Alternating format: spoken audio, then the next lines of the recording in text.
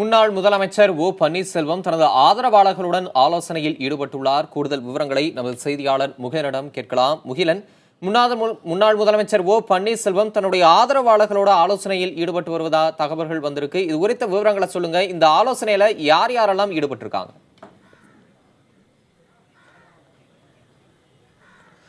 தமிழரசன் முன்னாள் முதல்வர் பன்னீர்செல்வம் இல்லத்தில் பெரும்பான்மை வாக்கெடுப்புக்கு பிறகு ஆலோசனை கூட்டங்களானது தொடர்ந்து நடைபெற்று வருகிறது.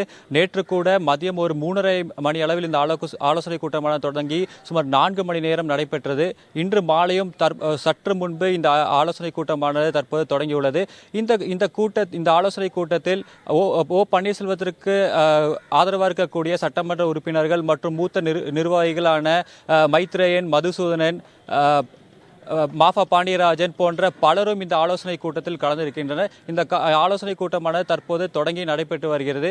இந்த ஆலோசனை கூட்டத்தில் அதாவது பெரும்பான்மை வாக்கெடுப்பின் போது என்ன நடைபெற்றது என்பதை பொதுமக்களுக்கு தெரிவிக்கும் வகையில் தமிழகத்தில் உள்ள அனைத்து தொகுதிகளிலும் ஒரு வாக்காளர் பேரணி நடத்துவது, குறிப்பாக முதல்வர் எடப்பாடி பழனிசாமிக்கு ஆதரவாக இருக்கக்கூடிய தொகுதிகளில் சென்று மக்களை சந்தித்து சட்டமன்றத்தில் என்ன நடந்தது என்பதை குறித்து விளக்குவது தொடர்பாகத்தான் இந்த ஆலோசனை கூட்டமானது நடைபெற்று வருகிறது.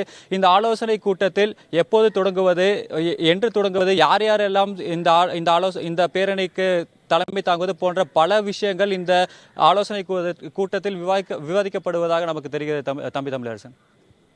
முகிலன், தமிழகத்தில் அரசியலில் அசாதாரண சூழல் ஏற்படும் முன்பிருந்தே மறைந்த முன்னாள் முதலமைச்சர் ஜெயலலிதாவின் அண்ணன் மகள் தீபா சுற்றுப்பயணம் மேற்கொண்டு மக்களை சந்திக்கப் போவதாக கூறி வந்தார்.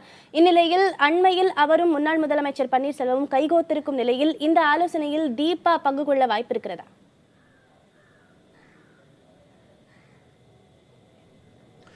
பத்மபிரியா, இதுவரை தீபா பங்கு பெறுவது தொடர்பான எந்த ஒரு தகவலும் இல்லை.